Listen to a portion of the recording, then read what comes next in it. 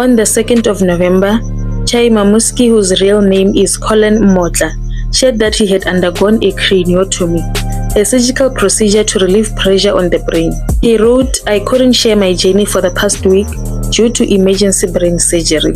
My brain, speech and body are still disturbed, so I won't be able to take calls or really talk in person for the next 2 to 3 weeks." This surgery follows the tragic car crash in August that claimed the life of fellow artist DJ Poison.